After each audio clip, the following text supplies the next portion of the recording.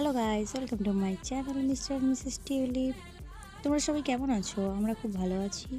যাই হোক না কেন, এটা ছিল সরস্বতী পুজোর আগের দিনকে আমাদের উটু গ্যাংয়ের ঠাকুর উদ্বোধন হয়ে যাওয়ার পরে ওখানে হচ্ছিল শ্রুতিনাট্য।